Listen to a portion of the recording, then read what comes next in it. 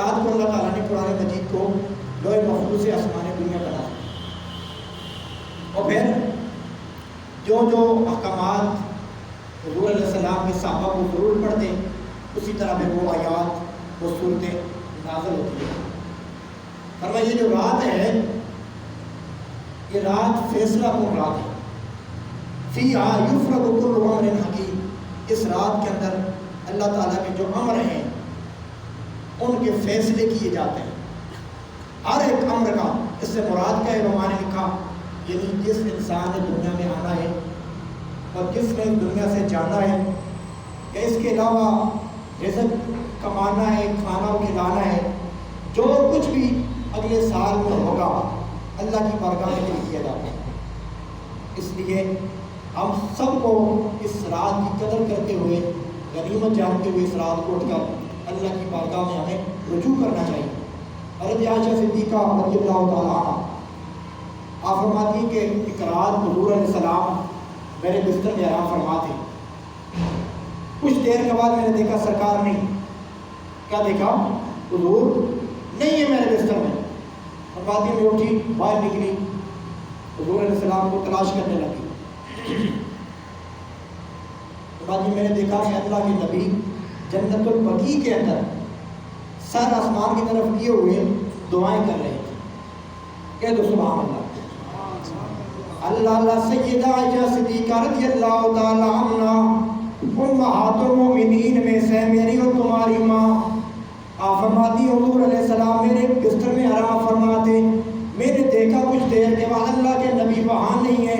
فرماتی میں ان کو تلاش کرنے لگی، میں نے دیکھا اللہ کے نبی جنت البقیع کے اندر سر آسمان کی طرف کیے ہوئے دعا کر رہے ہیں، اور فرمایا اے عائشہ کیا تجھے یہ غم ہو گیا، کیا تجھے یہ گمان ہو گیا کہ اللہ کے نبی تیرے ساتھ زیادتی کریں گے؟ فرمایا اے عائشہ پتہ ہے یہ کون سی رات ہے؟ فرمایا اے عائشہ یہ وہ رات ہے جس رات بندوں کے اعمال اللہ کی بارگاہ میں پیش ہوتے ہیں۔ فرمایا میں چاہتا ہوں جب میرے اعمال اللہ کی بارگاہ میں پیش ہوں، میں عبادت کی حالت میں ہوں، روزے کی حالت میں ہوں۔ فرمایا اے عائشہ یہ وہ رات ہے جس رات اللہ تعالیٰ میری امت کے بڑے بڑے گنہگاروں کے گناہوں کو مٹا کے انہیں جنت عطا فرما دیتا ہے۔ یہ وہ رات ہے جس رات اللہ تعالیٰ بنو کلب کی بکریوں کے بالوں سے بھی زیادہ میری امت کے گنہگاروں کے گناہوں کو مٹا دیتا ہے۔ یہ وہ رات ہے کہ جس رات اللہ تعالیٰ بنی کلب، یہ قبیلہ تھا مکہ کے اندر، ان کی بکریاں بڑی مشہور اور بہت زیادہ بکریاں تھیں۔ فرمایا اس رات اللہ تعالیٰ بنو کلب کے بکریوں کے بالوں سے بھی زیادہ، حضور نے فرمایا میری امت کے جو گنہگار ہیں ان کے گناہوں کو اللہ مٹا کے نیکیوں میں بدل دیتا ہے۔ کس میں بدل دیتا ہے؟ نیکیوں میں، کیونکہ جو اللہ چاہے نا سب کچھ کر سکتا ہے۔ اس لیے لوگوں یاد رکھو ہم سب کو نہ اپنی نمازوں پر بھروسہ ہے، نہ زکوٰۃ پر، نہ حج پر، نہ عمروں پر، نہ ذکر و اذکار، نہ کسی اور عمل پر۔ اگر بھروسہ ہے تو اللہ کی رحمت پر بھروسہ ہے۔ اس لیے جو ہم نمازیں پڑھتے ہیں، ہم تو کھڑے مسجد میں ہوتے ہیں لیکن ہمارا دماغ دکان پہ ہوتا ہے، گھر میں ہوتا ہے، ہزارہ خیال ہوتے ہیں۔ ایسی نمازیں اللہ قبول کرے تو ہو سکتی ہیں، وہ کرنا مشکل ہے۔ آج اور زکوٰۃ کے ہمارے دکھلا دے کے سارے معاملات، لیکن یاد رکھیں اللہ کی رحمت پر امید رکھیں۔ اگر اللہ کی رحمت آ جائے نا پھر بڑے بڑے گنہگار بخشے جائیں گے۔ اس لیے میاں صاحب نے کیا خوب نقشہ پیش کیا ہے۔ میاں صاحب فرماتے ہیں کہ عدل کرتے تھر تھر کم اچھیاں شان والے، فضل کرتے بخشے جان میور کے منہ کالے۔ اگر اللہ تعالیٰ کی ذات عدل پر آ جائے، انصاف پر، بڑے بڑے نیکوکار پکڑے جائیں، لیکن اگر اللہ تعالیٰ کی ذات فضل پہ آ جائے، رحمت پہ آ جائے تو بڑے بڑے گنہگار اللہ تعالیٰ معاف فرما دے۔ اس لیے کیونکہ اللہ تعالیٰ کی ذات قریب ہے، اس سے کوئی پوچھنے والا تو نہیں ہے۔ توبہ نصوح کیا ہے؟ اللہ کہتا ہے میرے بندو یا ایھا الذین آمنوا توبوا الی اللہ توبۃ نصوحا، اے میرے بندو توبہ کرو اور پکی توبہ کرو۔ کون سی توبہ؟ دیکھیں آج ہم گناہ کرتے ہیں، 2 منٹ کی نہیں توبہ کرتے ہیں، پھر اس کے بعد وہی گناہ، اور کتنا بد نصیب ہے وہ بندہ۔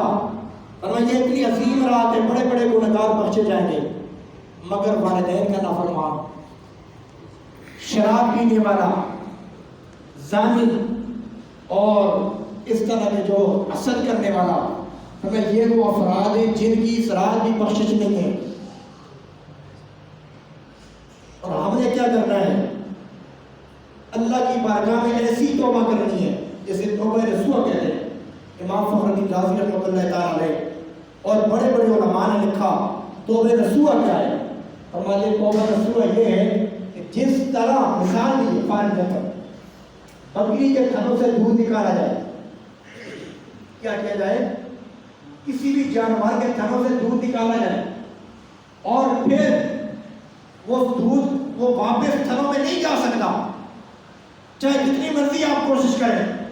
اسی طرح جب ہم گناہ سے پکی توبہ کریں، ایسی توبہ کریں تاکہ دوبارہ اس گناہ میں ہم سوچ بھی نہ سکیں، جانا تو دور کی بات، انسان سوچ بھی نہ سکے کہ یہ گناہ ہم کریں گے۔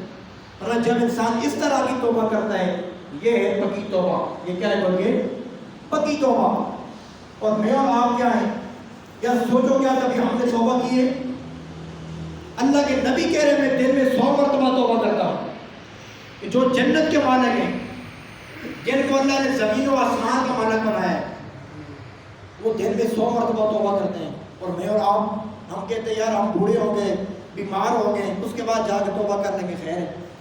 کیا آپ نے نہیں دیکھا ہمارے نوجوان بچے ہمارے سامنے مرتے ہیں، پیدا ہوتے ہی لوگ فوت ہو جاتے ہیں؟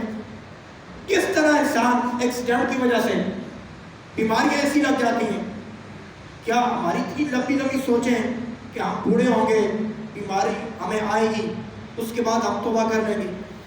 یاد رکھیں ایک لمحے کا کسی انسان کو پتہ نہیں ہے، میرے سمجھ آپ سب کو آنے کی ترکیب ہے اور جانے کی کوئی ترکیب نہیں ہے۔ اس لیے ہم سب کو اللہ کی بارگاہ میں ہر وقت جھکا رہنا چاہیے، اللہ کی بارگاہ میں ہم سب کو توبہ کرنی چاہیے۔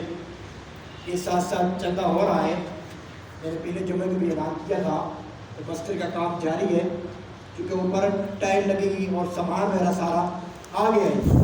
آپ انشاءاللہ ہفتے والے دن مستری صاحب کام شروع کریں گے، آپ لوگ بڑھ چڑھ کر